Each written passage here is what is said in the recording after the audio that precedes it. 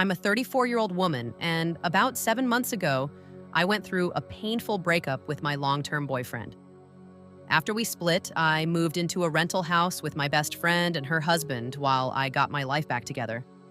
That was when I met my neighbor, a man I'll call Jack. The first time I saw him was the day we were moving in. He came over and helped carry boxes into the house. He was friendly, funny, and incredibly kind. I was instantly attracted to him. Since we both worked in the city, we ended up taking the same train to work almost every weekday. The ride was only about 20 minutes, but during those trips we talked about everything: our jobs, our families, our interests, and life in general. Unlike my ex-boyfriend, Jack actually listened when I spoke. He seemed genuinely interested in my thoughts and opinions. I knew from the beginning that Jack was married and had children. He talked about his wife and daughters often. He had pictures of them on his phone, on social media, and around his home. At first, my feelings felt harmless. It was just a silly crush on a good-looking, kind-hearted man. But over time, the crush became something much stronger. Jack was the kind of father most women dream about. He constantly talked about doing little things for his daughters, bringing them treats, helping them with school, and making time for them no matter how busy he was. Sometimes on the train, he would spend the entire ride encouraging one of his daughters before a test or presentation at school. Watching him made me wonder what it would be like to be loved by someone like him. As my feelings grew, I learned something surprising. His wife was someone I had actually gone to school with years ago. The more I thought about it, the less sense their relationship seemed to make to me. They were complete opposites. Jack was funny, spontaneous, and easygoing. His wife seemed serious, cautious, and reserved. I couldn't understand why they were together. Eventually, I started convincing myself that maybe Jack wasn't truly happy in his marriage. Then, something happened that made my feelings even more complicated.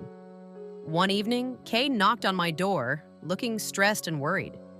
His wife had been involved in a car accident while away on a business trip. She was pregnant, and he had booked the next flight to be with her immediately. Since they had no nearby family, he asked if I could watch his 3 daughters for a few hours until a family friend arrived. Of course I agreed, but the experience was a disaster.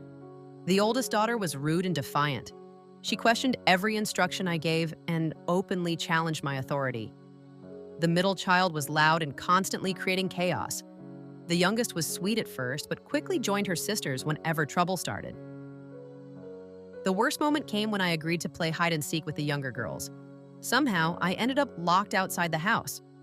When I tried to get the oldest daughter to let me back in, she looked directly at me, put on her headphones, and pretended not to hear me. I stood outside feeling humiliated until the family friend finally arrived and let me inside. Afterward, I went home feeling completely shaken.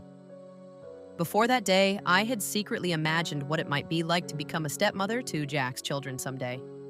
He always spoke so highly of them that I had built this picture-perfect image in my mind. The reality was very different. For the first time, I questioned whether a future with Jack would actually be possible. Still, part of me couldn't let go of the fantasy. I kept thinking that children's behavior often reflects their home life.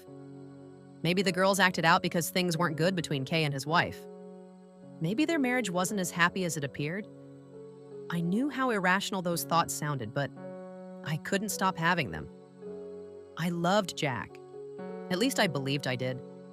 I imagined that if I ever told him how I felt, maybe he would realize he wasn't happy and choose a different life. I understood it wouldn't happen overnight. There would be a divorce, custody arrangements, and years of complications. But somehow I convinced myself it was possible. Because I couldn't talk to anyone in my life about these feelings without being judged, I turned to the internet and wrote a post asking strangers for advice. The response was brutal. Most people told me I wasn't in love with Jack. I was in love with a fantasy version of him that existed only in my head. They pointed out that he clearly loved his wife and children. After all, the moment he heard about the accident, he dropped everything and flew across the country to be by his pregnant wife's side. They also reminded me that his daughters didn't owe me respect. To them, I was practically a stranger. At the time, I refused to accept their criticism. Then everything came crashing down. The next morning, Jack sent me a text message. At first, he thanked me for watching his daughters and told me that his wife and unborn baby were okay. I replied that I was happy to help and that he could always count on me if he needed anything. An hour later, another message arrived. It contained a link. My stomach dropped the moment I opened it. It was my Reddit post. Then came the message I never expected to read. Is this you? Because if it is, we need to talk. I have absolutely no interest in leaving my family for you. I'm sorry if I've ever given you the wrong impression, but I see you only as a neighbor. I think it's best if we stop being friends. In that instant, every fantasy I had built over the past 7 months shattered. The future I had imagined was never real. Jack had never been secretly unhappy. He had never been waiting for someone like me. He loved his wife. He loved his children.